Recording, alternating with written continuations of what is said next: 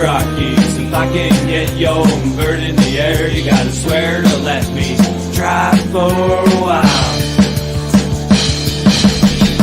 Ooh, she was a crazy dancer, a goddamn conspiracy about reality won't collapse if we can find your hands. It wasn't long before the saucer hummed, and I knew straight away this was gonna be fun. We decided to race along. I would pass with me in the truck and her in the air, and the moon to the left like a roadside flare, illuminating the valley we call paradise. Ooh, she was a crazy dancer, goddamn it, conspiracy about reality won't collapse if we can find your hands. Ooh, she was a crazy dancer, goddamn it, conspiracy about reality won't collapse if we can find your hands.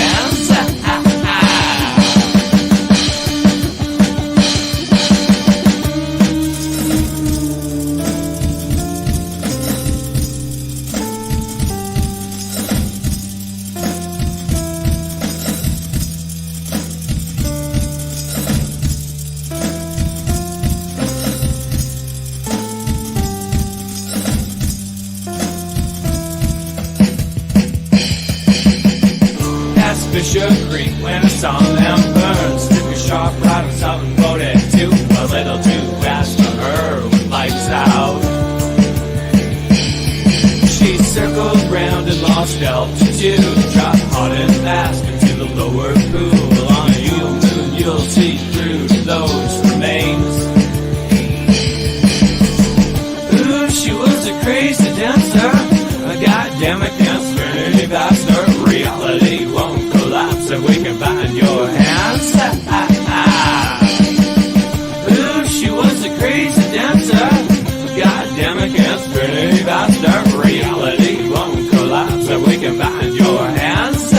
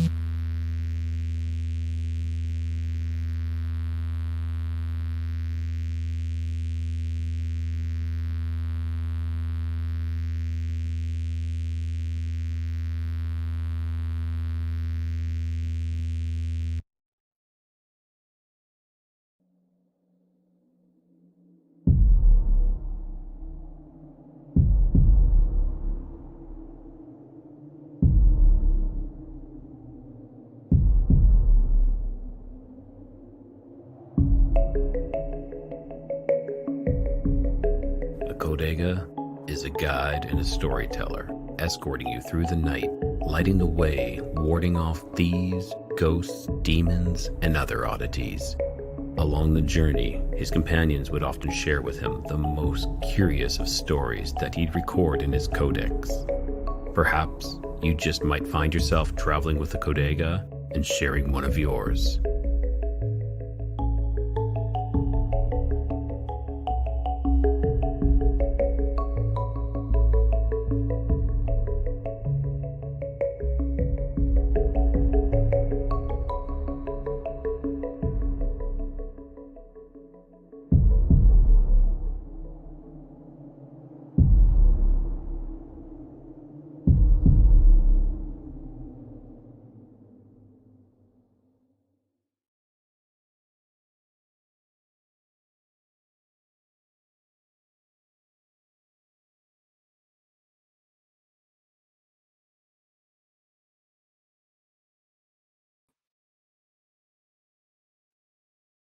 All right, good evening. Hopefully my internet connection holds up tonight. It's Rye here with Codegus Codex Curiosities.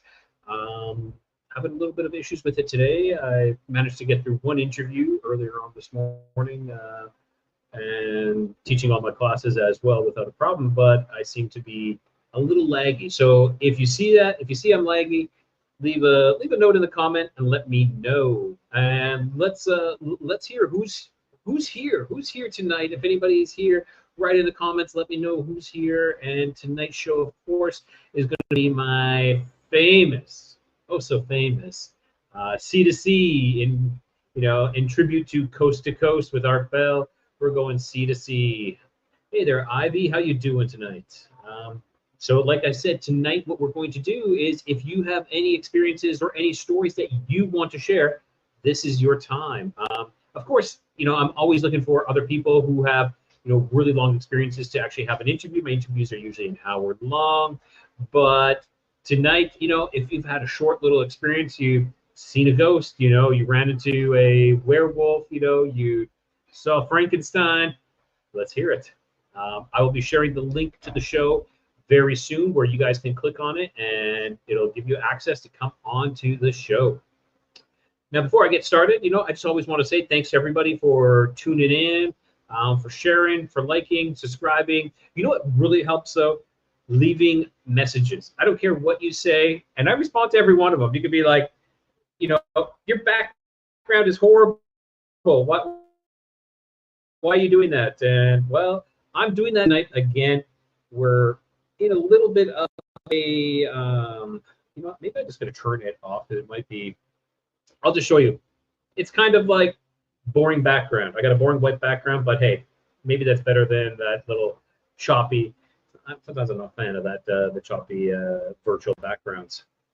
But yeah, so I've had, today I interviewed an amazing man, and I say that lightly, and I always say like, oh, this is my favorite interview I've ever done. Well, this is one of the top, If I had to rate it on a curiosity scale, I think that's what I'm going to start doing now. Curiosity scale, I would give it a 9.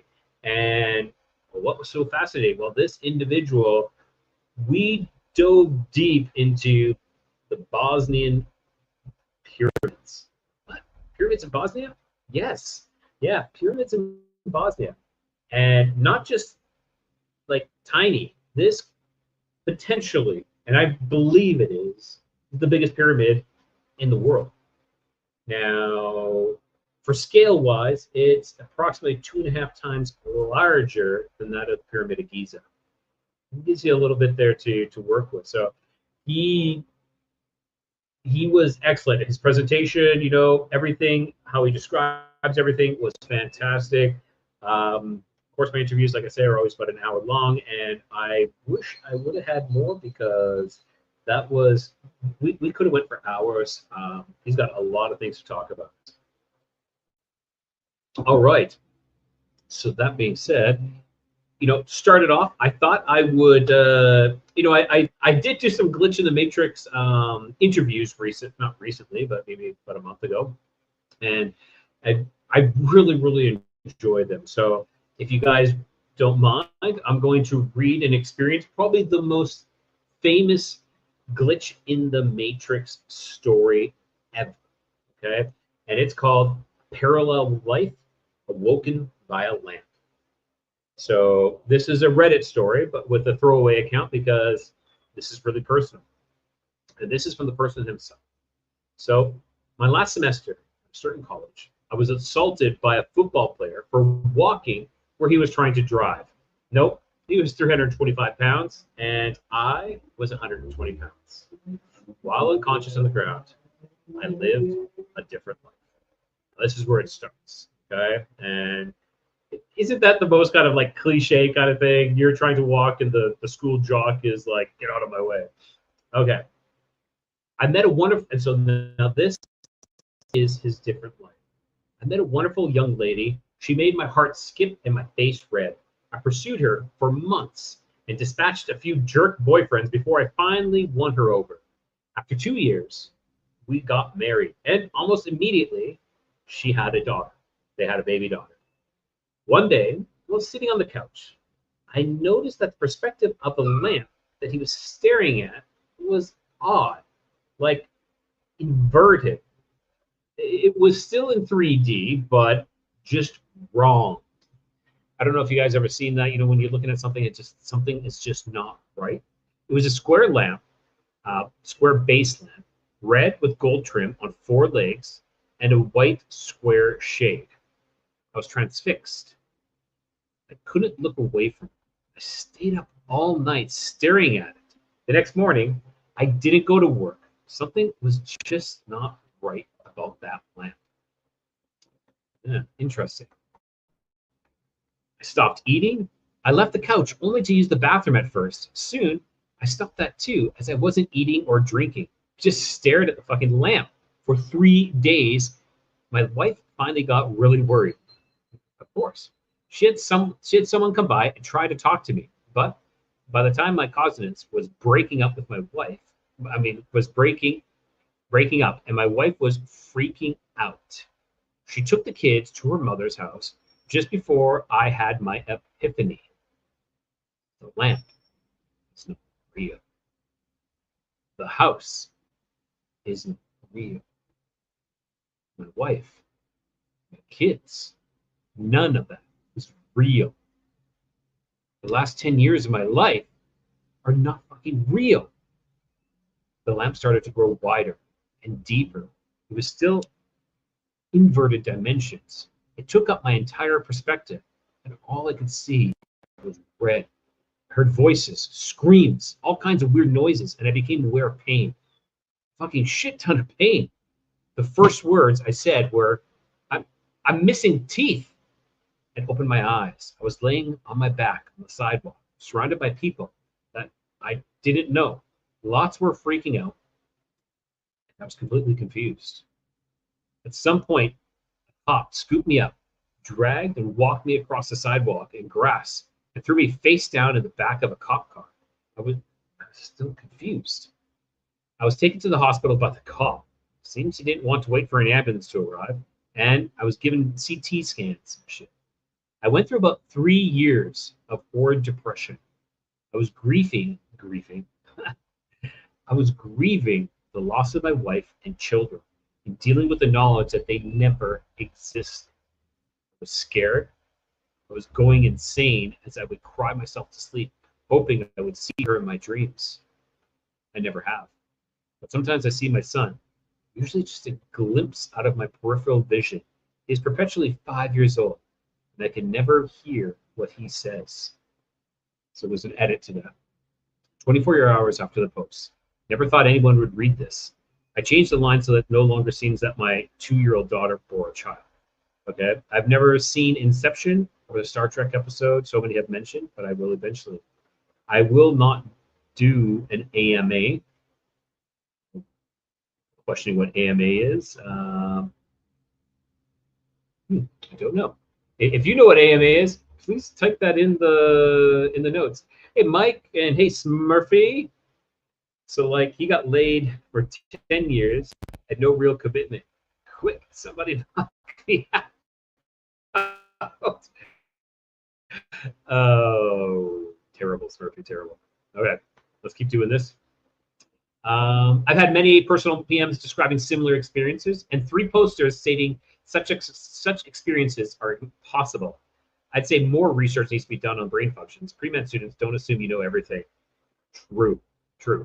I have asked if they can write a book, a screenplay, stage play, rage comic, etc. Please consider this tale open source and have fun with it. Wow, super interesting. Hey, Poncho. So that was a really crazy glitch in the Matrix. Now, do you believe possibly that maybe his consciousness jumped over to another timeline? Do you feel that his brain just created this reality, and that's all it was just a fabrication? Or was there some reality within that fabrication, within his imagination? You know, I've always said that I personally think imagination is one of our strongest gifts that we've ever been given. I know love is the strongest emotion, but a gift is imagination. We can create with imagination. We can create nothing. From nothing, we can create something. Maybe he developed something. He created an actual alternate reality himself, like a pocket dimension. He created this world, and then his brain took him out. Took him out of it. Interesting. All right, one last more before I share that link for anybody who has any stories to share. I am interested in hearing them. So this one is, I died last night, but I'm still here. So this actually happened last week. It just took me some time to come to terms with it. And this post is actually 40 years old. I got a phone call from my next door neighbor late in the evening. He asked if I could help him move a mattress into his upstairs. His mom is ill and has a big, heavy sleep number bed. I, of course, ran over to help because we're great neighbors. I got over there, and his friend, who was also a priest, was there to help. I helped them figure out how to separate the mattress from the bed so we could fit it up the stairs. We get it all moved up and back into place when my neighbor asks if I can help them move an armoire upstairs too. I think nothing of it. And we pull it out of his travel trailer and start bringing it up from the front stairs of his house. Now, this is where I died. The front stairs are 11 steps. If that number means anything. I was on the lower end of the armoire, about 6 steps up, when my neighbor and his friend lose a handle on the armoire and it comes crashing down on me. I fall backwards towards the pavement. I then wake up in my dining room to my phone ring, and my wife asks me if I'm going to answer the phone. It's my neighbor asking me if I can help move a bed upstairs for his mom. I go over there, meet his priest friend again, and as this has been the first time I met him, I say, I can help with the bed, but I can't help with the armoire. My neighbor was like, how did you know about the armoire? I then proceed to tell them I'm pretty sure I just died. I spent the next hour talking with the priest. He had so many questions. My neighbor didn't believe it until I described the upstairs bedroom in perfect detail, down to the metal mattress frame on the floor and the intricate headboard leaning against the wall. And I had never been upstairs in their house before. The priest asked me what I saw after I died. I told him I never actually died. Before it happened, I woke up at my dining room table. So, yeah, too long, don't read. I experienced my death, but woke up alive about 20 minutes earlier in my life. Wow, that is fantastic. Thank you all for the awards. I never expected this post to blow up. I've been trying my best to follow the comments and post answers to questions or clarify statements. That was his final one. Oh, thanks, Poncho. I go on, but all my laundry is in the dryer on vacation in Hawaii. Yeah, what are you doing on here then? Go enjoy your vacation in Hawaii. Getting ready to go back home. Okay, yes, get some clothes on, Ponch. Get some clothes on. All right, so what I'm going to do is I'm going to share the link here. If anybody has any stories they want to come on and share, like I said, this is a time to share your experiences. All right, so also while we're waiting, let's do an Ask Me Anything. If you have any questions, it doesn't matter. It doesn't have to pertain to paranormal, supernatural, high strangeness, anything. Feel free to ask.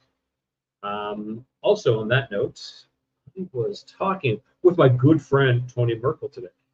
I was talking with Tony Merkel today.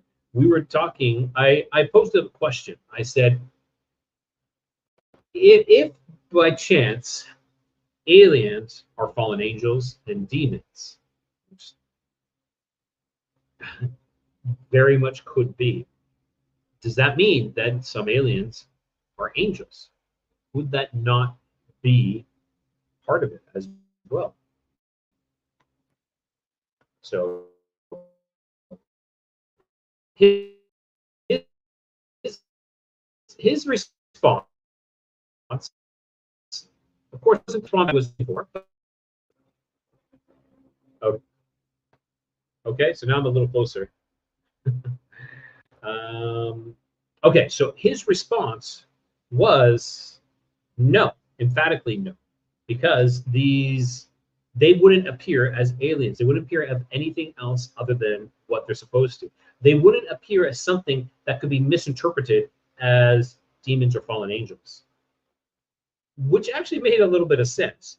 But that being said, I still believe that maybe we're not perceiving them as like, the Greys or the Mantis or something else like that. Hey, Harley. Yeah, Harley was in the hospital. Hope you're doing well, Harley. If it was just through stress or something like that, I hope you're doing. I hope you're doing better, because no one likes anybody. I mean, no one likes to be in the hospital. No one likes to be under the weather or however that is. I think. Okay, let's see what you said, Smurfy. I think a lot of people argue about terminology. Oh, why don't I just put the comment on? Put the comment on. There we go. I think a lot of people. Sorry, I'm having technical issues today. I think people argue a lot about terminology, but I think it's their nature. That's the important factor. Demons, angels, aliens. Yeah, I think terminology is a big thing as well, because one, you can mean something, but let's say something else. So that's that. Sorry about all the issues here with my internet. It just doesn't seem to be up to snuff today. I restarted it before he came in.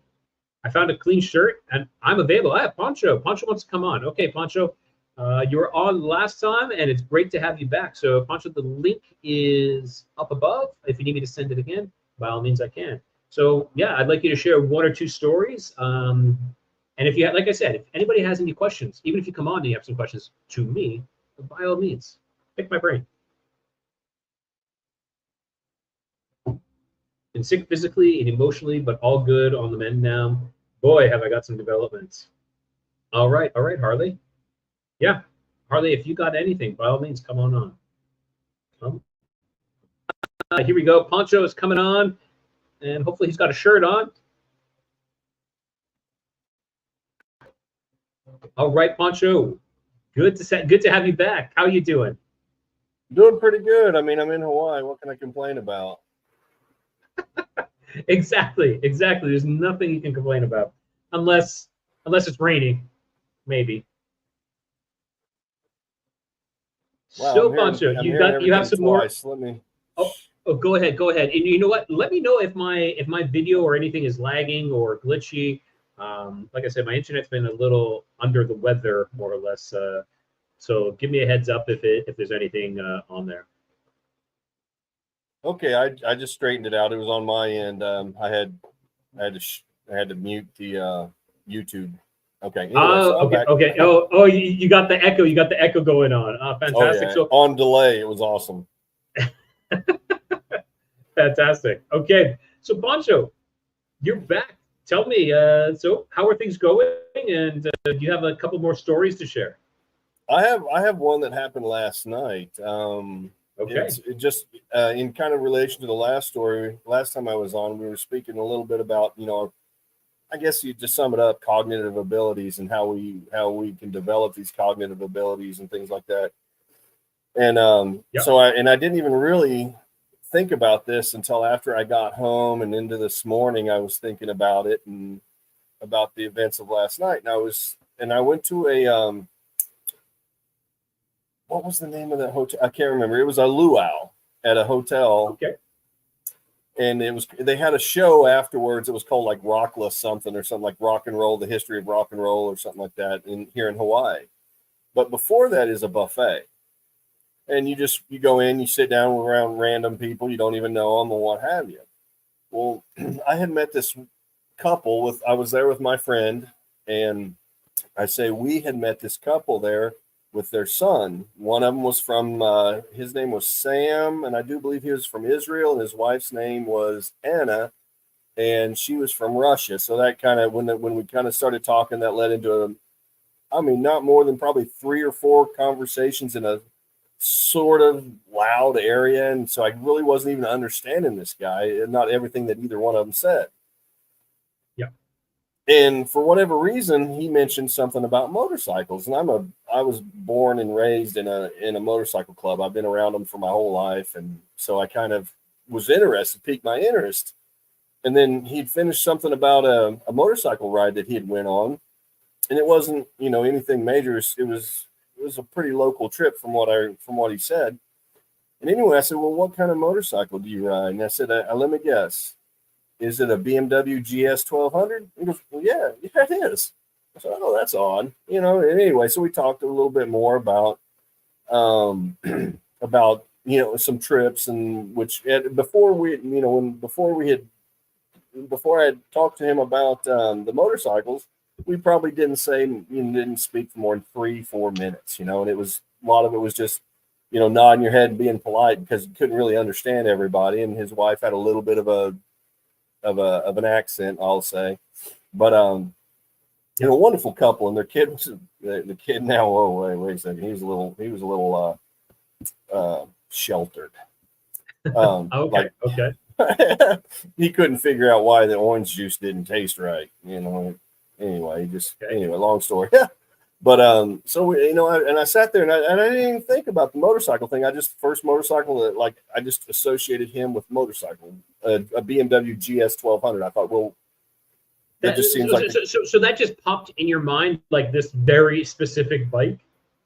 Yeah, absolutely. I was like, let me guess, a BMW. I said a GS, and he goes, the first thing I said was just a GS, because if you're in the motorcycle world, everybody pretty much knows what a GS is. He goes, yeah, how'd you know? And I don't know, I just guessed you just kind of seem like a GS kind of guy, and we spoke about BMWs and how I wanted one when I originally started riding,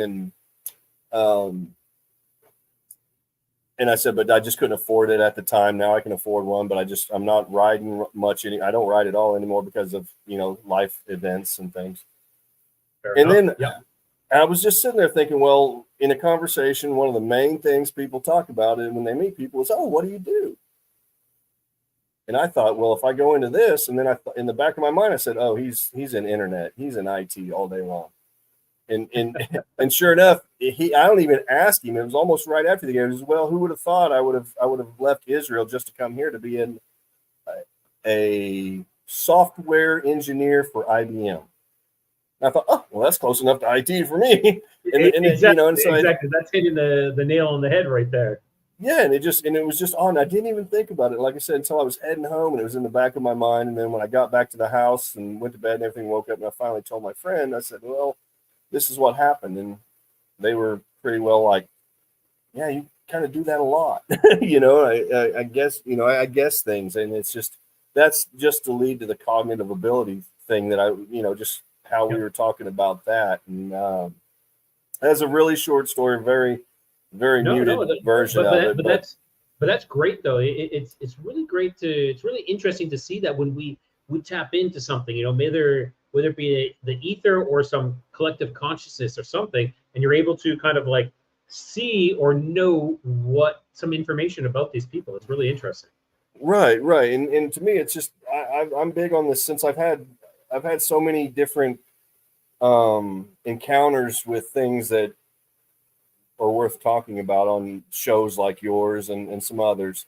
Some of them cryptid and most of them UFO. And I've had probably 8 UFO sightings.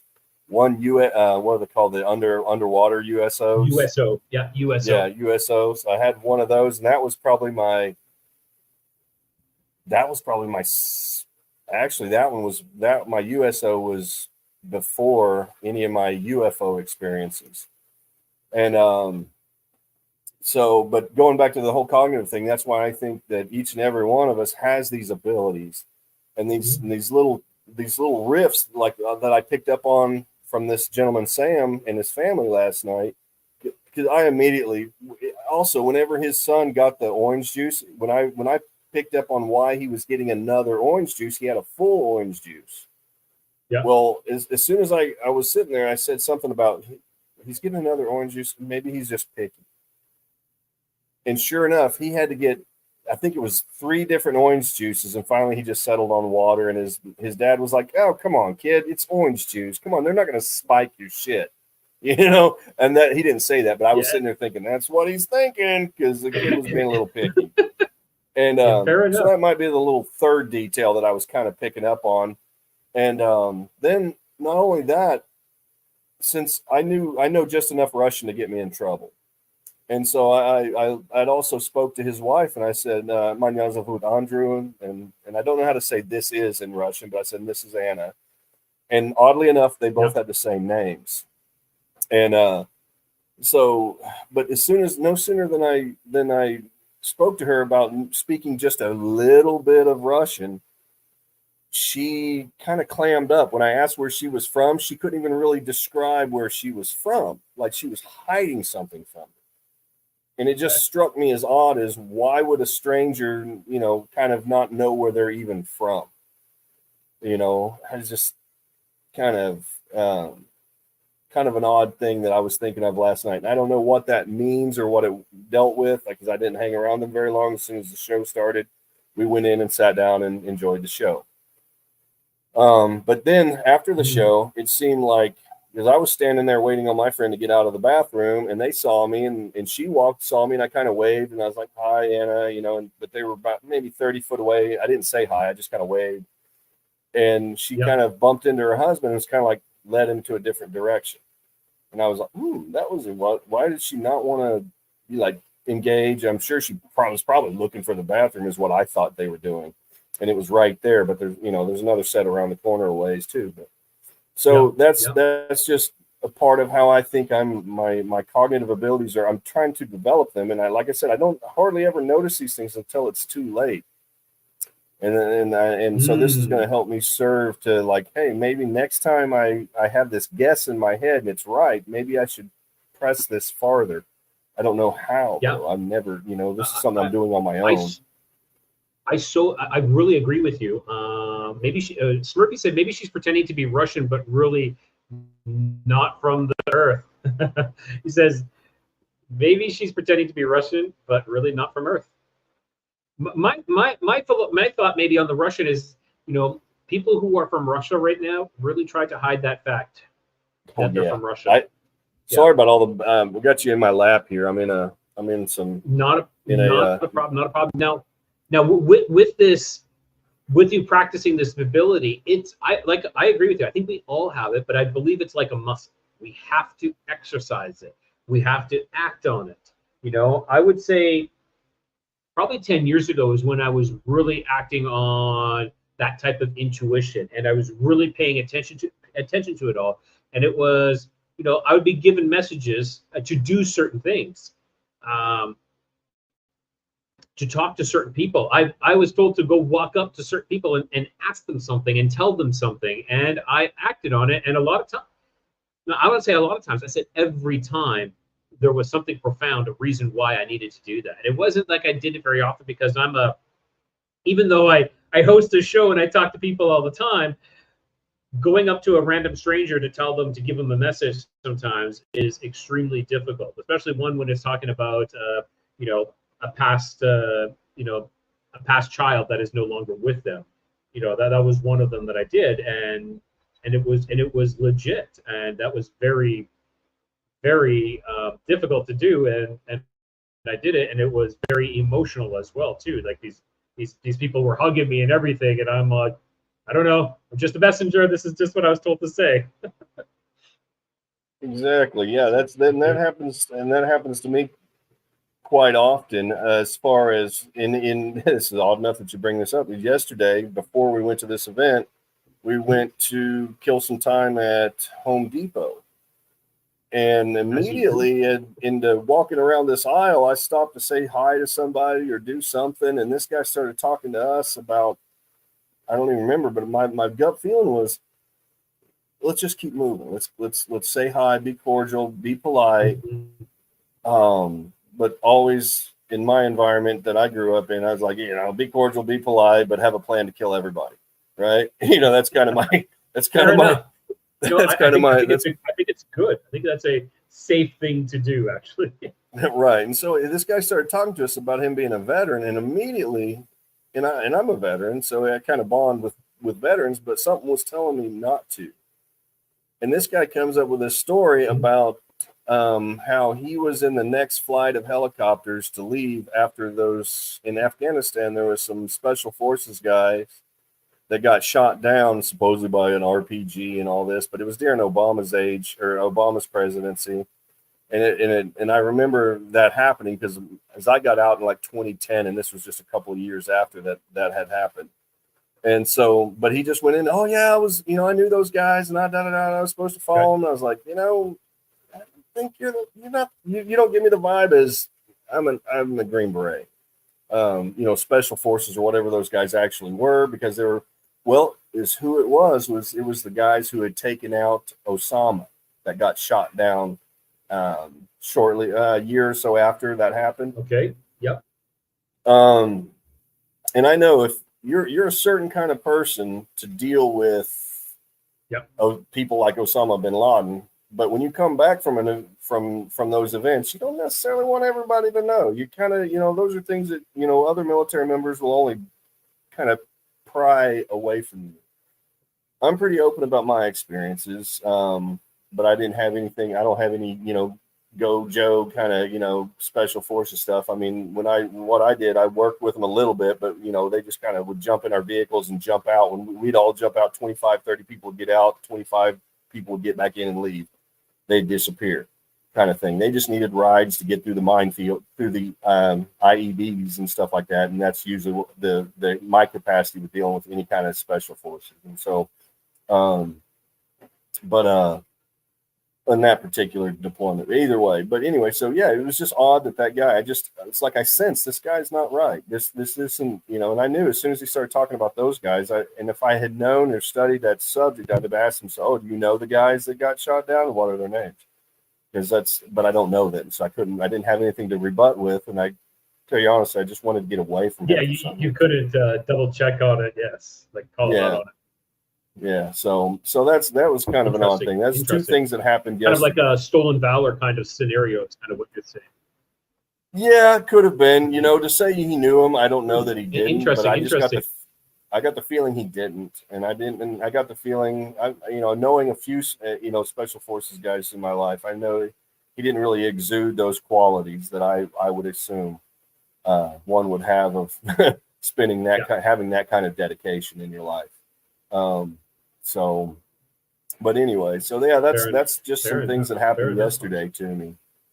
So, but yeah, if you want to hear something paranormal or cryptid, interesting, I'm really interested to see if there's any more experiences coming up.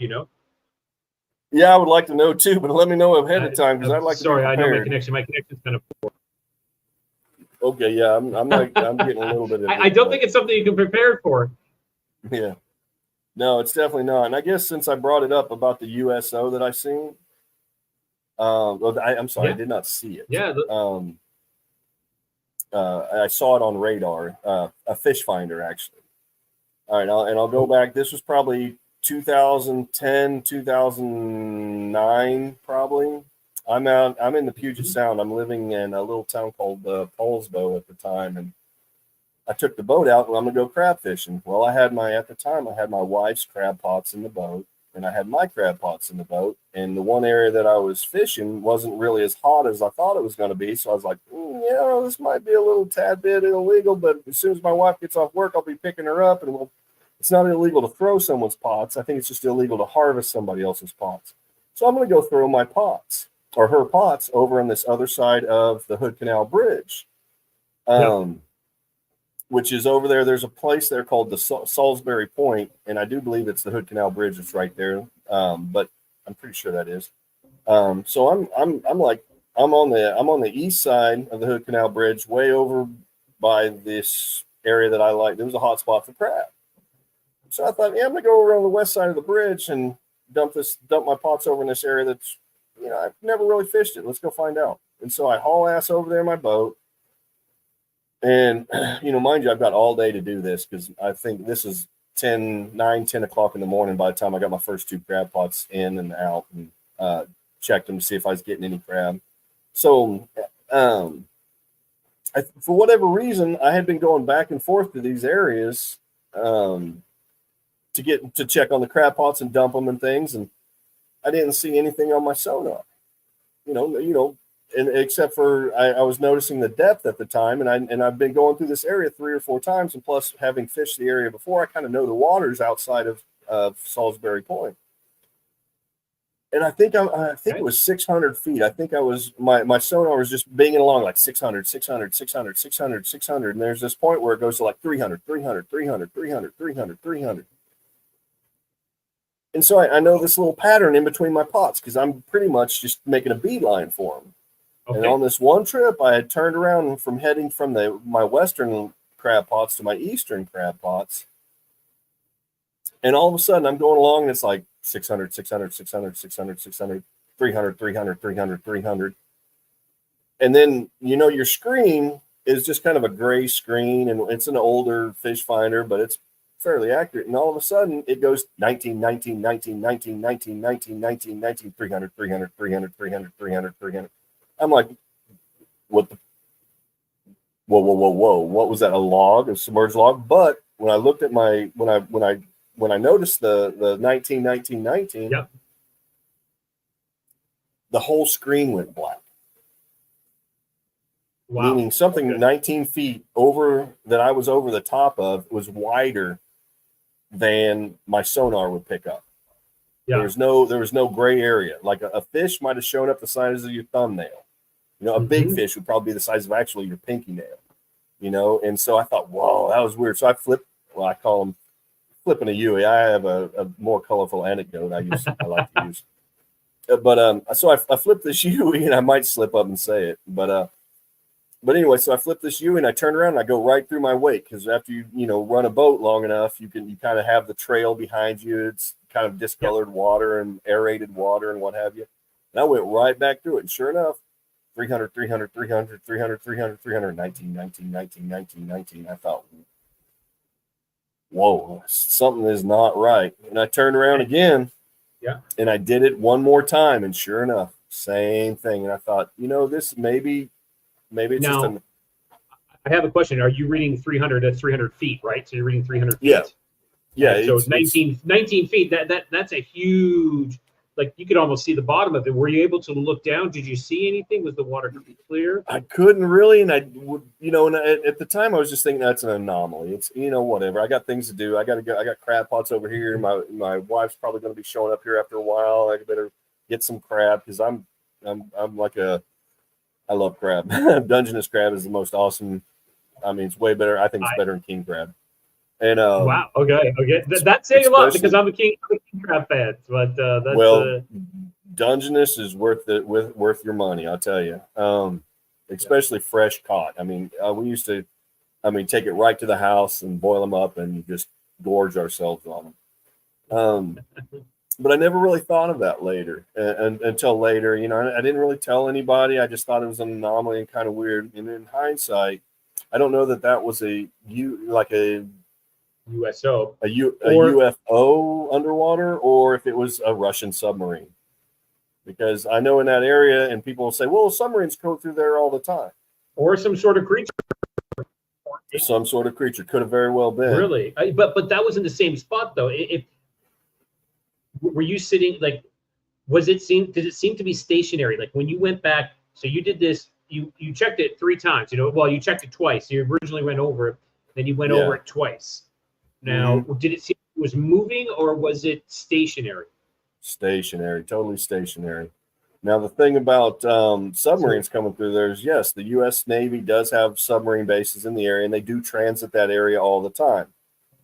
But the first time I was ever in a boat and noticed a submarine coming through, you'll know it, because I was sitting there tying a knot, and I look up, and here comes a Navy, small Navy patrol craft, pulls up to us with a big 20 millimeter on the front and some 50 cals and probably at least one 240 Bravo on it. Anyway, so I was just there, like, get out of the way. We have a submarine coming. Go closer to shore. I'm like, you guys, we're half a mile away. He's like, get out of here. I'm not going to argue with Ma Deuce says a lot to me.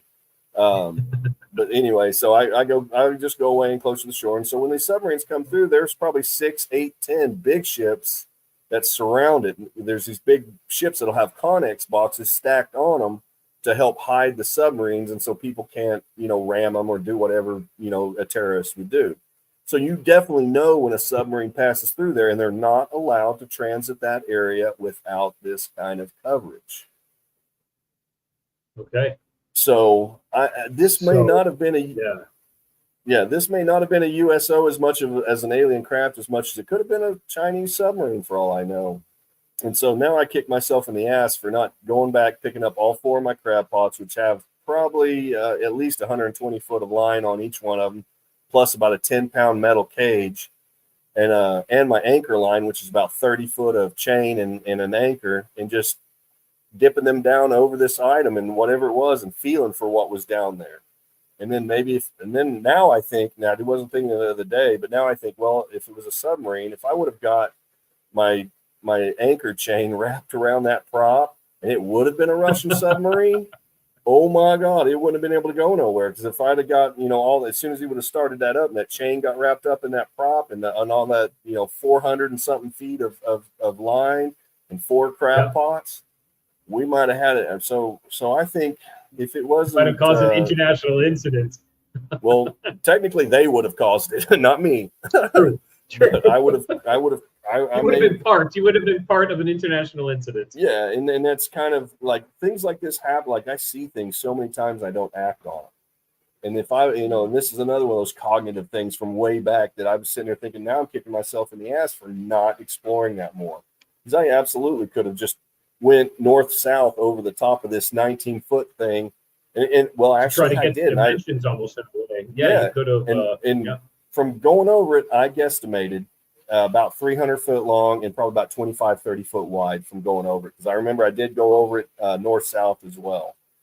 Okay. And and so I just thought, maybe it's just an anomaly, a log underwater or whatever. But now I'm kicking myself in the ass for not, maybe something. Could have been a narco sub. I don't think the narcos are using them. Could have been a megalodon, the shark sitting underneath there. Yeah, what if it would have taken off with my? Yeah, and then I think of what would have happened if I would have caught it with my anchor line and it would have taken off, thinking, oh shit, something's hitting us, because they, if you tap a submarine with something that weighs that much, they're going to hear it on the inside. So what would have happened? I'd have been drugged around they had to drug me all over, and I did have a radio and a cell phone on me. I had the shore power radio and a cell phone. I probably could have, but who's going to believe me, right? And that's the first thing I thought was nobody's going to believe me. What's out here, something, And so my own self-doubt allowed me to maybe not, capitalize on my abilities. That's a big thing that always gets us is our self-doubt. We always doubt. Well, no, I won't do it. It's that I better not. Like sometimes maybe we should act on it. So Pancho, next time I want you to act on that. I just and also Pancho, I want to say thank you for coming on. I got someone else waiting in the wings here. Okay. But I want to say thank you for sharing. And of course, next time we do this, I want you to come back on again. You bet. I'll be there next week, same time. So, right? I'll try, Pancho. All right. You take care. All right. Okay. Right, and have a safe trip home. Oh, you bet.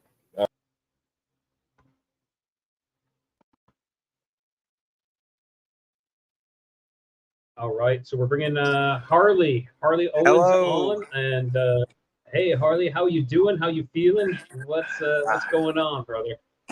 Brother, I've had a crazy week. I got out of the hospital yesterday. I got in there Saturday. I just physically and emotionally drained, man, and I've just trying to get recuperated back up so I can get back to work and get back out to researching, but probably going to do that this weekend, hopefully, good Lord willing. So got a lot going on, man. Well, I think, we all just have to kind of, I know there's a little bit of a delay in our talking here, but I just want to say we all have to take some time off, and sometimes we need a break. Like, when I would say for the past 2 weeks, I kind of didn't do anything. I had a lot of interviews ready, scheduled, but, I was just taking a break. I needed a break, but I was back at it on, recording these interviews this week here. And, that's what I do. I do recording interviews, whereas you head out on the field. That's huge. So you just got to keep doing what you're doing. Oh yeah, absolutely, absolutely. You know, and right there before I went to the hospital, there, I had a fifth experience, so to speak. I don't know if I think I've talked to you since, I can't remember when the last time it was I talked to you, but I'll recap. But June 23rd, I actually had my fourth experience with not one, but three different Bigfoot. And I actually had an individual with me that had never seen any. And lo and behold, we seen three of them. You know, I tried to cast a track that I had found a week before, and it was still there. And I remember you saying that. Yeah. yeah, and you know, we seen three of them, two black ones and a red one. You know, and he seen the first one. Like I caught a glimpse of something moving, and I was like, "Well, that's not the wind." And he said, "Holy crap, that's a head!" And I was like, "Where?" He said, "Right there." He said, "It's huge." And I got to looking, and I was like, "Oh shit, that is one." Like it was right there, you know. And I was like, "Holy cow!" And it just slowly backed away into the laurel bushes, and so we get to walking along down the trail a little bit further. Then I see the next one. It was a black one, and it was just standing there right beside of a tree, and it squatted down real quick, like lightning fast, and it reached around and like grabbed a hold of the tree to look like a dark hang on, spot. Harley. Yeah. Are you seeing? So you're actually seeing them moving. It's not just stationary. You're actually seeing Yeah, them yeah. moving Oh, yeah, and they're moving. reacting Yeah, to yeah. you. Oh, yeah, yeah. They were moving. Yeah, I mean, Grayson, he was with me. You know, he had never seen them, and we saw them. Yeah, 100%, no doubt in my mind. You know, and it was unbelievable. You know, not seeing just one, but three different ones in this Mhm. same area that I've been researching. You know, and this is an area that the late Scott Carpenter. You know, this was an area he only went in once, and he never came back to it. It made him stop his field research. So we get almost back to the vehicles, and I get to looking around, and I'm just like, there's something up there. And I got to looking a little bit more, and sure enough, it was reddish brown. I'm almost positive that is the Bigfoot that I had my second encounter with when I was surrounded by three of them, because it looks very, very similar to the second one that I had seen. And it was remarkable, man. I couldn't believe it. Like I couldn't process it, you know. And Grayson was just over the moon and ecstatic, you know, because he's on disability. He's a truck driver, and he's from North Carolina, so he's been fascinated by the subject and stuff. And he wasn't just able to get out and go. And you know, he fell, bless his heart, when we went out there. We were going across the creek, and he slipped and he fell. And I was kind of worried about him. I was like, "You okay? You okay?" He busted his head open. He's like, "Yeah, yeah, yeah." He said, "I'm having a blast." I was like, "Okay." And then we got to walking out through there, and like he was kind of disheartened. And I said, "Well, it's not over yet." I said, "We ain't out of here yet." And then sure enough, we've seen three of them. You know, it was unbelievable. I still can't believe that happened. I'm still I'm still at a loss of words about it. It was so real and so special, you know, because I made George Lunsford's first Bigfoot encounter happen back in January, and then right here in June, you know, my fourth encounter with not one but three different ones, and you know, I had somebody else's first encounter happen. I couldn't believe it, man. I know Scott's guiding me in a way, but that day really proved, you know, that Scott's getting me in the right areas. Definitely. Now, have you thought about what kind of equipment are you using, and are you looking to invest or purchase more equipment? Oh yeah. I'm definitely going to be investing in more equipment. I'm definitely getting thermals. I'm going to be getting more trail cameras. I'm actually going to be setting up a system where I'm going to have 360 degree of view, pretty much. I'm going to have 180 degree camera facing one way, and then have another 180 degree camera facing another way. And George actually came up with a trail camera that will represent a yellow jacket's nest, and we've been started hanging those up in trees. So it's going to be very interesting. Interesting to disguise it.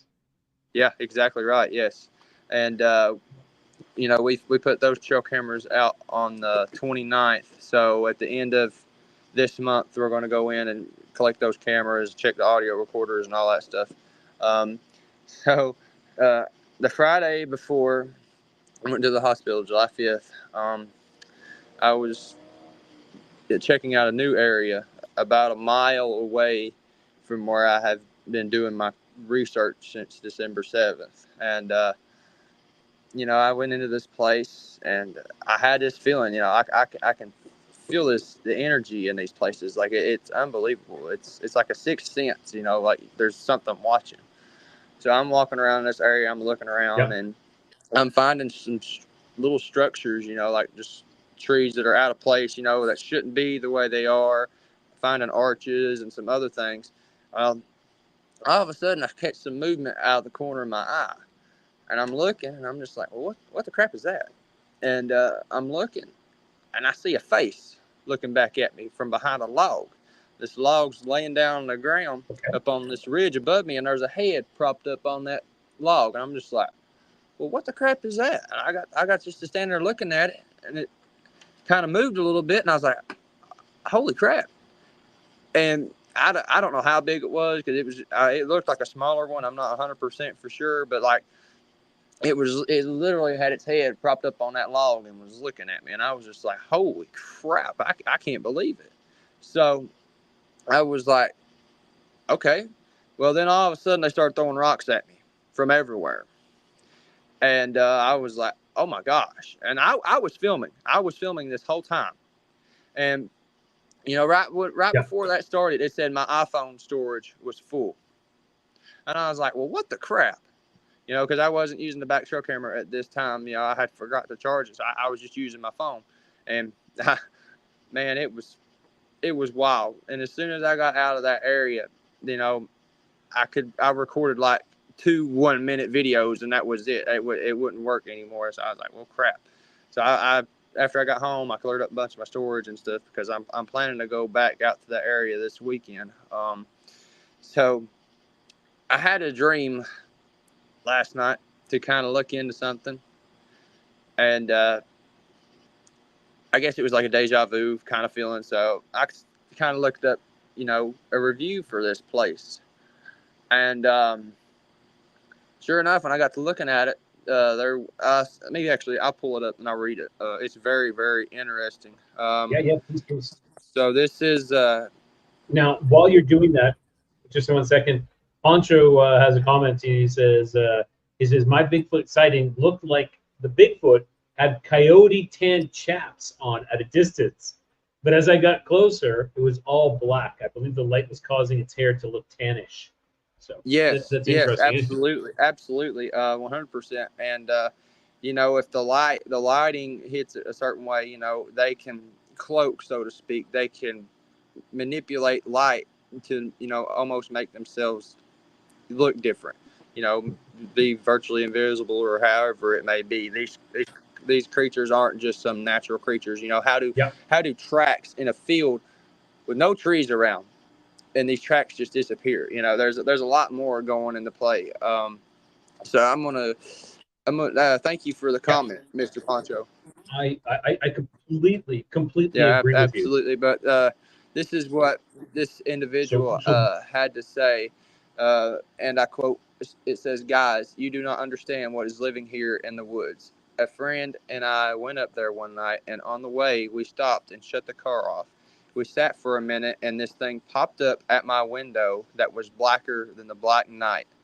It made this horrifying noise that was so loud, and we both whipped our heads over and seen this thing that was over 7 feet tall with humongous wings.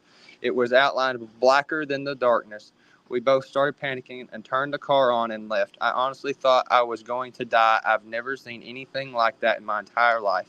But I am telling you, there is something evil that lives in these woods."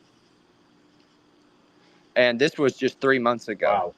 A mile away from my research location. Sorry, it said that it had wings. It had wings?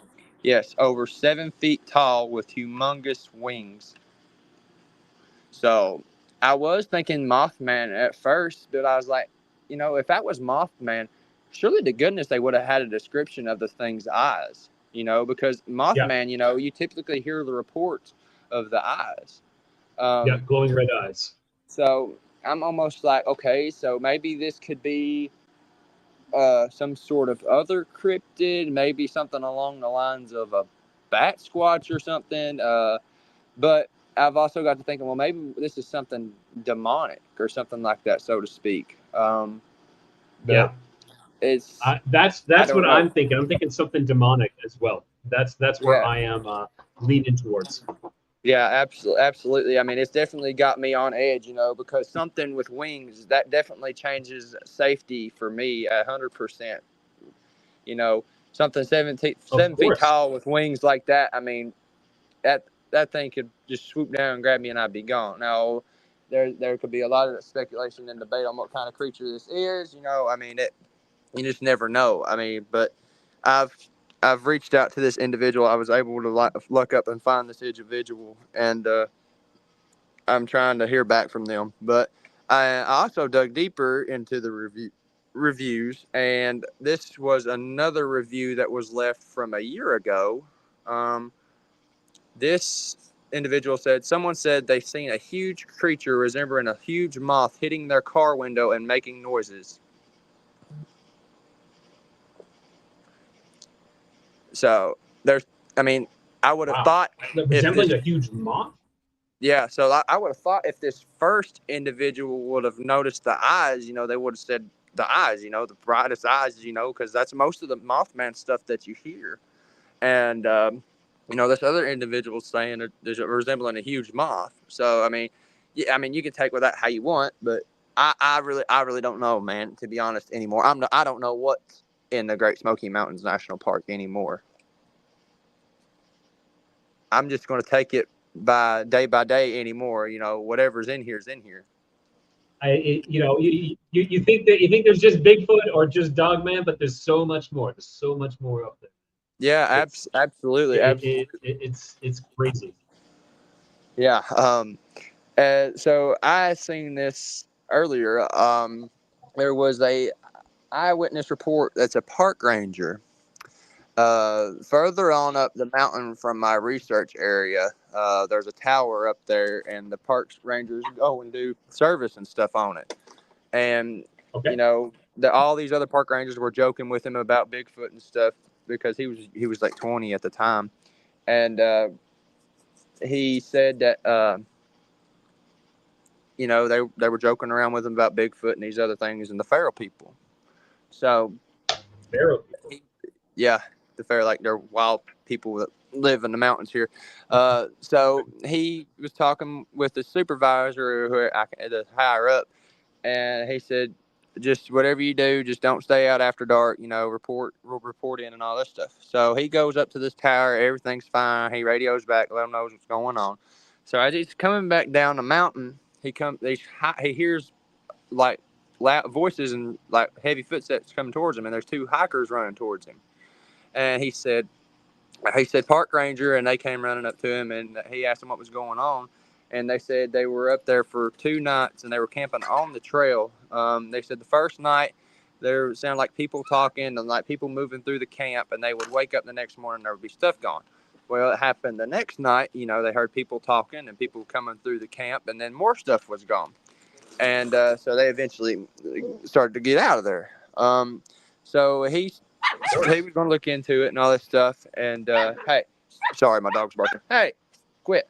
Not a problem. Not a problem. So he's working his way back down the trail, and he told him which way to go. So they go on ahead of him, and he's working his way back down to his truck. And there's a little service road that cut off, and he's walking down the little rough service road. He's walking around looking through the brush, and he can see his truck, and he sees the doors open, the driver's side doors open on his truck. And he starts to work his way around to see what's in his truck. And well, he says what he's seen in his truck was a naked man, dirty, had long hair, all mangy and matted, and it was just a naked person in his truck, rummaging around looking.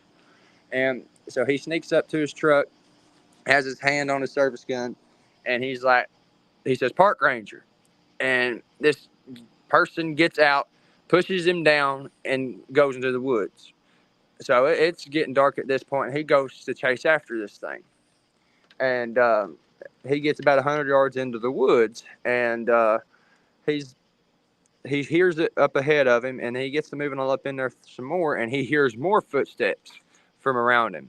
So he's getting uneasy. He decides to head back to his truck, and he gets in his truck, and he gets his truck turned around, but in the headlights, as he's turning his truck around, he sees 6 of these wild people looking at him. And so he gets out of there. He radios over to the supervisor, and the supervisor's meeting him, and they meet up. And the supervisor gets out of his truck and comes to his truck and get in his truck. And so he's talking to him, and he's asking him what all he's seen and stuff. And he told me it was literally a naked person, and there was a whole bunch of them. So he was talking to his supervisor, and the supervisor asked what all they stole. He said, he just ate some of my food. So his supervisor said something along the lines of, if you say that you saw what you saw, he said, I'm not going to take any accountability or credibility for that. He said, our supervisors and all this stuff know these things, and the other things out there are out there. And if you say anything, we won't take any credibility for you. I'll send you the link to it. I had a buddy send it to me. I can't remember how long ago it was, but it's fairly recent. Of course. Yeah. I'd love to read that. Yeah, well, it's Harley, on thank you so much for sharing that, man. That's okay. Definitely. I know you're on TikTok quite a bit. I've been backing away from TikTok a little bit. Yeah. No, that is fantastic, Harley. Dude, there's all kinds of awesome. stuff. Keep it up, man. Here. Keep getting out there. And would you ever consider getting a drone? Is that something that you would ever consider? I've thought about it, but I don't care what people say. These things, they can sense them. They can sense the electromagnetic fields and all this stuff, and they know. I don't care how quiet it is. They can sense it. They know what's going on, and they know what's going on. Aren't really that quiet either, too. Like everybody's like, oh, they're like, Ree! You can. Yeah, exactly right. You'll hear them coming from a mile away. Well, then what about a FLIR? A what? Yes. What about a FLIR gun? Like like a heat. A FLIR gun? Imaging camera or something like thermal. that. Like thermal imaging. A FLIR camera. Yeah. I'm going to be investing in one of those soon. Yes, I am. Because I'm getting to the point now where I want to start doing more night investigations, because my first night investigation that I did back in May was a huge success. We had several different heat signatures on thermal, but from where I was so shaky, I couldn't sit still. I was trying to keep a thermal on them and trying to be observant and everything, but and then we couldn't find the DR05 audio recorder. So on that first night, we had 2 chimpanzee-like vocalizations that were like screams. And then further up on the mountain, there was what sounded like a big owl in response to those 2 screams. But the weirdest thing was Rick, my friend from Virginia, he was with me. He said that he seen a orb on the thermal that was moving. And he said, that's not a headlight. He said, because I can't see it with the naked eye. So he hands the thermal to me, and I'm looking through the thermal. He's keeping up with this thing. And I'm literally standing right beside him, and he hands it to me, and I'm looking in that direction. I don't see the orb. I see an upright figure. And then it instantly takes 3 steps, and it's across the trail. And then it went in a direction from where we heard the vocalizations. Not even 5 minutes after that. So it's getting wild out here, man. So Harley, let me ask you a question. Yes, sir. Do you believe that they're flesh and blood with able to access portals, and what's what people think are the woo? Are they able to cross over, or do you believe there's some sort of spiritual being mixed with flesh and blood? What is your thoughts on Bigfoot?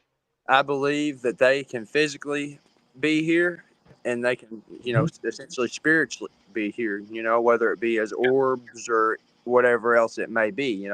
They can physically be here if they want to be, and then they can't physically be here if they don't want to be. It's just how it is. I believe that's my honest personal opinion. I'll have to send you a video that Scott Carpenter got from his back trail camera, because he has a video. He's hiking down the trail, and what looks like a watery blob on his camera is just getting bigger and bigger, and it makes a perfect circle. And then this white creature is manifesting inside of that. So you know it's crazy. Like you hear this stuff, and unless you hear enough of these stories, you think it's bullshit. And yeah, I'm going to exactly call right. that because you know I heard like Brandon from Tinfoil Tales. He talks about the experience when he's driving home and he sees this headless, armless, kind of huge, hairy corpse kind of thing, like this torso with legs walking down the road, and it was massive. Like Yep. he drove past it, and then he's like, no, I got to go back. So he goes back, and at that same location, he encounters a dog man laying in the road that gets up and then bounds across the field. You know, and there's no headless, armless torso anymore. Like, was it manifesting into this creature? Was it creating this creature? Like, it's so otherworldly strange that it's so crazy. You just can't make that shit up.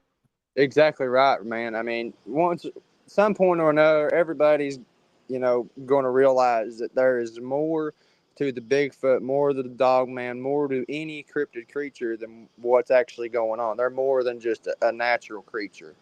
And that's one thing that I'm trying to do through with my stuff. I haven't physically seen them coming out of a portal or nothing like that, but there's definitely more to them than what people can imagine. I've looked into their eyes. The Bigfoot are very, very human-like. And I believe that they're some way somehow Nephilim descendants. I think the dog man, some of them fall into that. Some of the Bigfoot, some of the dog man, they fall into that category as well. But some of the dog man stuff is, demonic. I think they're hellhounds essentially, so to speak. Because the fallen angels, they didn't just procreate with human women. They procreated with plants and animals and anything. Gene manipulation. So And they messed with all the genetics. They messed with all of these. They created hybrids. It wasn't just that they laid with human women. They also created hybrids, not from them, but from other creatures. And messing around with DNA is definitely what they did. I agree with you. Now, Harley, before we call this, before I send you off, in the past year, was there any big, huge eureka moments or something that, you had a belief of something and then you changed your mind on something else? Has there been anything that has come to you within the past year that you're like, whoa, I never knew that this was going, or this or that, like I believed it to be A, but now it's B. Is there anything like that? Definitely the Bigfoot. Whenever I had my first encounter, I thought maybe it was Gigantopithecus or something like that. I believed in my faith and stuff, and I never really connected the dots to anything. But when I started doing my research and actually started looking into things, I was like, A ain't lining up.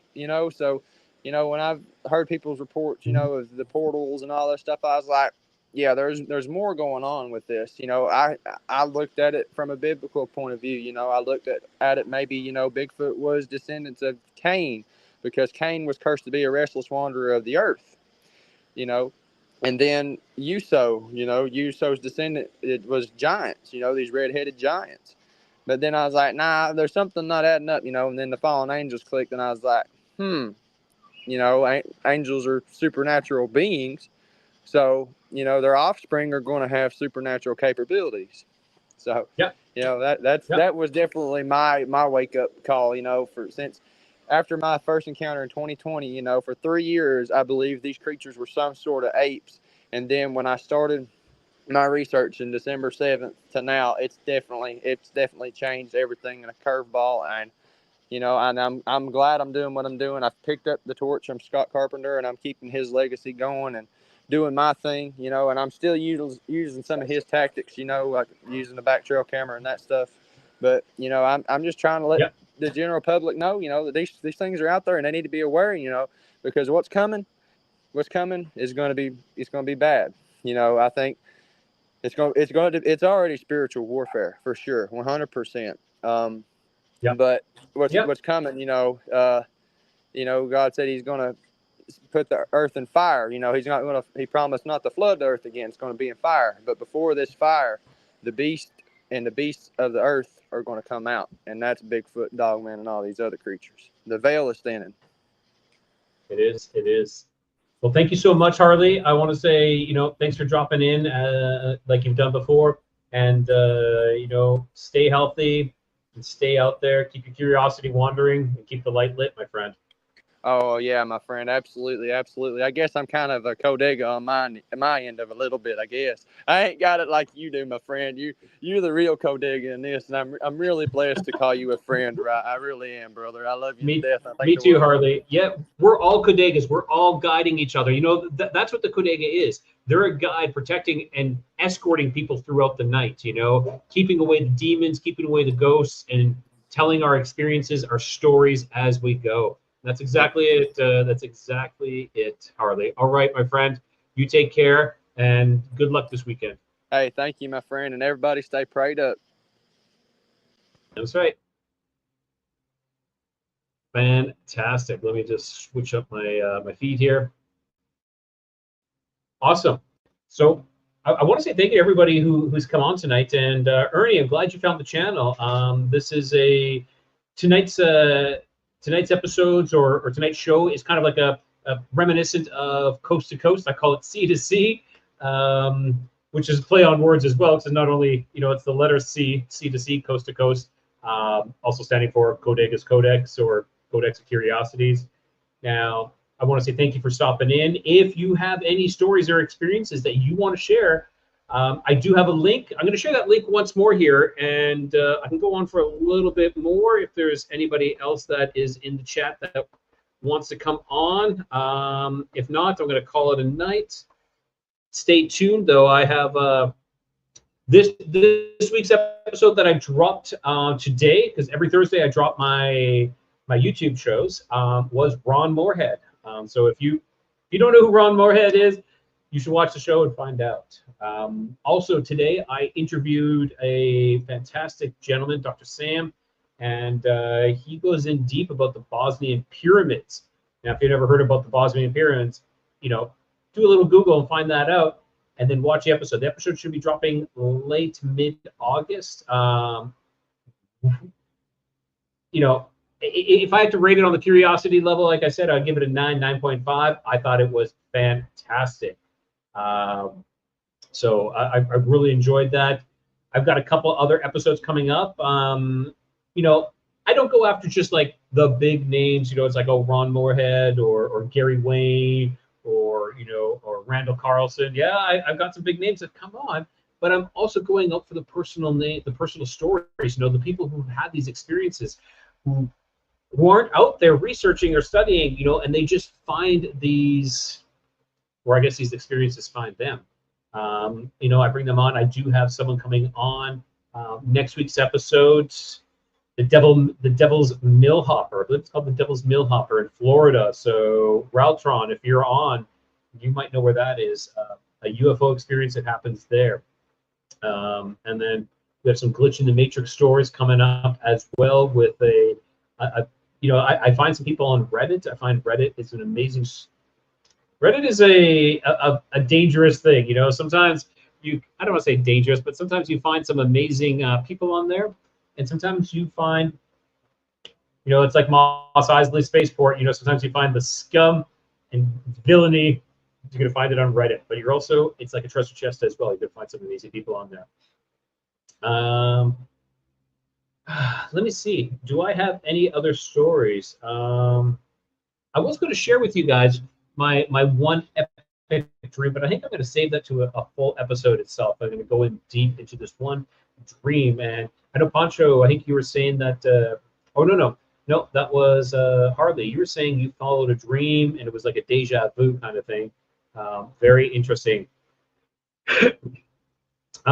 Awesome, Ernie. Yeah, the Coast to Ghost references is what caught my eye. Fan of art since the old days. I was too. I still listen to all his old episodes. You know, the way it's kind of gone now, Coast to Coast, I don't listen. I listen to art. I listen to all the stuff that's back in the 90s. And what's crazy is you can listen to those old episodes and the certain things they talk about, it's like a repeat cycle. We're talking about, again, like you listen to the callers. Some of the callers are saying, things are picking up. The veil is getting thinner. It's like the quickening. They talk. I think Art coined that term, the quickening. They talk about that a lot, where things are speeding up, and I feel like we're in that cycle again. That we're picking, like, things are picking up again. These experiences are happening more and more. I've had a lot of personal experiences. Now, I haven't really ever had any cryptid experiences. I had one where I swear that it was Bigfoot prints, and like Harley said, like they're in the middle of the field and then they're just gone. These were the side of a creek bed, and I was 12 years old at the time, and I saw these, and they were huge footprints. Maybe if I had to say, maybe like size 17, size 18 shoe, and they're on the side of a creek, and it was muddy, and they were massive. And I remember staring at them, and I went to go get my father and my sister, but they weren't interested. They didn't want to come and see, which I find fascinating, because there's some people who've had experiences when they're seeing something right then and there, and there's other people there, and they're telling them to look, but the people won't look. Why? Is it because if they do see that the reality is gone, the reality that they know, the world that they've created is now no more? I don't know. So, and I have a native elder friend who had told me, she said that Bigfoot, Sasquatch, uses the creek beds as a portal location. That is where they can traverse into the other realms. And now, seeing these footprints there, and this was, like, I was told this years later by her, and I'd seen these footprints in the mud in a creek bed. Could have been going to another world, I don't know. Could have been coming back, might have. Now there's more and more things happening, more and more experiences, and the more I learn, the less I know. The more I hear these experiences, the more that this world that was taught to me, it's not true. We're being taught this education in school that is just other people's ideas, other people's, what they want us to see. This histories that they want us to know. But if we go back into the histories, what were the pyramids suggested to be? Not suggested. What were we told the pyramids were? We were told that the pyramids were what? Tombs. Did they ever find a pharaoh buried in a pyramid? Let's go to Egypt. Never. But they stuck with that. They stuck with that truth, their truth, that these pyramids are tombs. They're not. Where were the kings buried? All in where? Well, we know. They're not buried in the tombs. I mean, they're not buried in the pyramids. They're buried in the valley of the kings. Okay, so what were the pyramids for? Why can't we research them more? Why can't we bring in other scientific fields to research further into what these pyramids are? Not just Egyptologists, not just archaeologists. Why not physicists? Why not astronomers, astrologists? Well, astrologists, that's not really a scientific field. But you see what I'm saying is that, we need to bring in geologists. And now, there were geologists that had visited the Sphinx enclosure. There were. And what did this geologist say? That this is way older than what we're being told. We're told what the Great Pyramids are like 5,000 years old. Way older. There's water erosion. There's vertical erosion that is only through heavy rains. Those heavy rains were minimum. I believe it's like minimum 18,000 years ago or further that has produced that type of erosion on that. So minimum 18,000. But are we ever able to hear that? No. And this individual took this back to the Geological Society of America. They all concurred that, yeah, that is water erosion, and that is from this time. So, yes, so that is water erosion from that time. So they presented it, and guess what? That guy was kicked out, never allowed back into Egypt, into that area. Why are they hiding this from us? What information? Why are they hiding our real past? Now, another thing with these pyramids, if you look at the pyramids, the initial pyramids are better, like your first primary pyramids are better constructed than the ones like the ones that followed it. When does that happen? That's not evolution. That's not us learning about something. Like I have a flashlight and I'm going to build a better flashlight. No, I have a flashlight and I'm going to build it with worse material, worse labor, worse construction. I'm going to make it worse and worse and worse. I guess if you're looking at the light bulb conspiracy, that might actually take place but this is not that. If you don't know about the light bulb conspiracy, that is interesting. They designed the light bulb to fail, which is they made it because they weren't making enough money. It had to fail after a certain amount of time. If you made it exceed a certain time, then that was not acceptable. It had to fail within. I'm just saying 100 hours. If it failed within, which is nothing, let's say 1,000 hours. It had to fail within 1,000 hours. If it failed longer, let's say 2,000 hours. Nope, that's not a good product to sell. We need it to fail so we can make more money. But back to the pyramids. The first initial pyramids were the best built. Then they slowly degraded their style. They lost the ability. Who loses the ability? There's a reason why we lose the abilities to do things. We lost the technology to go back to the moon. Did we really? Why?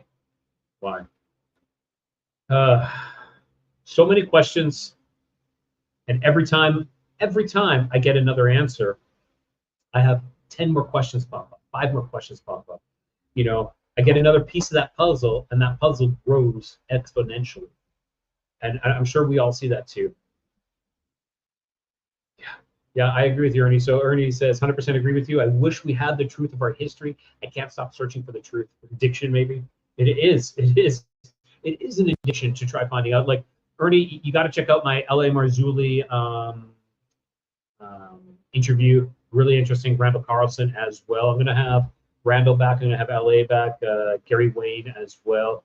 I find our history becoming like, I never knew our history was that much that interesting. I was always interested in like aliens and anything else. But now I'm seeing that it's well, I was down this one avenue, but we'll say that this one avenue is actually everything. It's all connected. It's all connected. Yeah, Chocolate Starfish did. Nice name, Chocolate. We never went to the moon. Now, I waffle between that back and forth. Now, the moon trip that they sold to us, I don't believe it. I don't believe that. I don't believe we went to the moon with that stuff. I actually do believe that maybe we did go to the moon, and it was never broadcasted. I believe we went to the moon, covertly, because what they showed us, no. But then I have other questions. When they say it rang like a bell, when they talk about certain incidents, things happening on the moon, maybe they say that on purpose to throw us for a loop to not question it. But Sunny Cat, ask me anything. NAA, ask me anything. Yes. So if anybody has any questions before we call this, we come to an end. If you have any questions for me, by all means, please throw it in the chat. And if not, we'll go for another 5 more minutes, and then I'll call it a night. Or instead of ask me anything as well, do you have any requests? Guests. I'm always looking out for guests. Like I've got guests lined up already for October, even one for December already. But is there anything? I'll definitely be going through your videos. I had no idea you had Randall Carlson also. Great night for me finding. Yeah, I got Randall Carlson. Randall is actually a very good friend of my best friend, Graham from Grimerica. If you haven't seen a podcast, Grimerica, Graham and I, really good friends, and they do a lot of stuff together, with Contact at the Cabin. They work at the Scablands together as well. And Graham helped. Well, I didn't say Graham helped me, but I used Graham as my my door opener, I could say, to Randall. So yeah, Randall talks a lot about. In that interview with Randall, actually, he goes very deep into an alternative energy source using plasmoids. Really interesting, and he brings all the schematics. He brings everything. So if you're interested in alternative energy, not solar, not wind, but using our combustion engines and beefing them up, almost like giving them 1,000% efficiency increase. Sunny Cat, I don't know any. That is one I would say. Skunk Ape Encounters. Have Matt on the show. Matt Emch, is that who you're talking, Sunny Cat? It is. Matt and I are going to be doing a live next week. Okay, don't hold me to it. Matt asked me, he's like, "Are you free next week?" Which I believe is Wednesday. I think we're going to do it Wednesday. So there is a high probability that I'll be doing a live with Matt on Wednesday next week. We will see.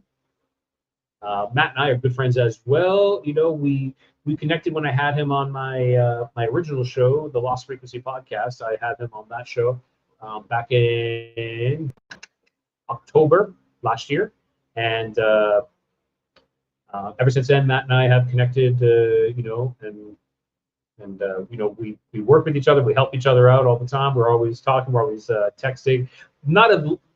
I would say maybe in the last month we kind of haven't talked very much because we've just been both busy with life and everything else, and especially with Matt. I would say Matt's probably one of very unlucky guy. Sometimes he's lucky with those experiences he's had are mind blowing, but you know, he was just getting through some medical difficulties, and then he impaled himself, is the best way to call it, on a large branch on his other leg, on his good leg, and had to get into the hospital, get it all stitched up, and then it got infected. Oh, Matt. He's like, only me. Yep, I know. Yeah, so that's, I'm trying to think, Ernie, let's try to think if there's any other guests. I also have Walter Bosley, Ernie. That interview was fire as well. Walter was extremely interesting. But if you guys are looking for the most high strangeness interview that I have done, I would have to say, I think I called it Terror in Michigan. It's I don't know how to classify it. I would love if you guys watch it and tell me what you think. Write in the comments, say, you know, I think it could be this. I think it could be a skunk ape. It could be fae. Could be fairies. Could be demon. Could be alien abduction. Could be demonic. Could be possession. And I'm serious. I'm serious when I say all of that. Maybe not the skunk ape, because of course we're in Michigan. But there is something that went on. There's something that went on there, and it is probably one of the most terrifying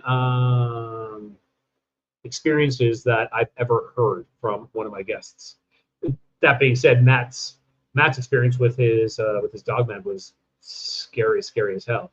But let me see here. I'm going to pull up the name of this video that I think that I highly suggest everyone watch. Which a terrifying experience of lost time, nightmare in Michigan. Yeah. So that, and the guest that I had on, Andy, he was very reluctant to come on, and I don't blame him. He's contacted me, and we've been trying to get together, you know, just to talk about that experience once more, because like it's really affected. It's affected him to this day. After giving that interview, he had issues sleeping again for the next like month. I'm not kidding you. Like these things, we sit here and we talk about it. We talk about these experiences that people have. And then we close the book. We walk away because we get to do that, because we haven't had those experiences. We can say, okay, that was really interesting. Let's watch another video. Let's see what else people. Let's see what other people have experienced. But those people who've had those experiences, they don't get to close that book. They don't get to walk away from it. It's every day. They need to, and I really think Andy needs some answers. Andy needs to know what happened. Yeah. So we've all like the experiences that I had. The one experience that I had with that shadow being floating over my bed when I was, a teenager. That experience, or a young adult. I think I was around 17, 18 years old. That experience shaped my life. That caused me to, it was an accumulation. There was a lot of other little experiences that went along with that, but that was kind of like the climax, even though it kind of happened a little bit before some of the other experiences. But it caused me to go down this path. It caused me to search these things out. It caused me to, seek out medicine women, seek out a shaman, to walk a path that I never would have walked before. And that's what these experiences do to us. It can either break us or bend us or send us off on a path that we never would have been, considered. All right. Pancho, what experience have you not had? I want to hear you shadow people experience. My good friend Blake, he's had a shadow person experience as well. We both described as red glowing eyes, and that's something that seems to come up with a lot of these beings, these creatures. These red glowing eyes, and not like flashlights, not like a flashlight like this, but they glow with incandescent glow. Very, very creepy, very strange.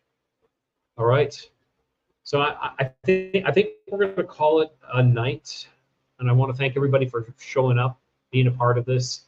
And these types of live streams, I know they're kind of very impromptu. I decide the day of, and I just throw it together and I do it. But I love these call. I love having the listeners and viewers on and telling their experiences. I like to get to know you, and I like that you're getting to know me, and I love them. So, as I always end everything, keep your curiosity wandering, keep the light lit, and always find your way.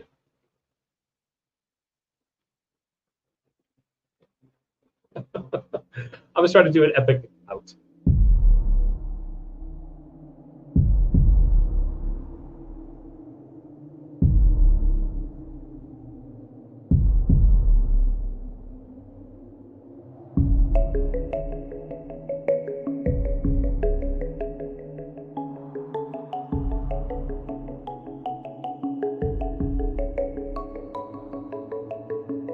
I look forward to our next adventure together as we navigate the mysteries that lie ahead. Until our paths cross again, keep your curiosity wandering and ensure the light remains lit.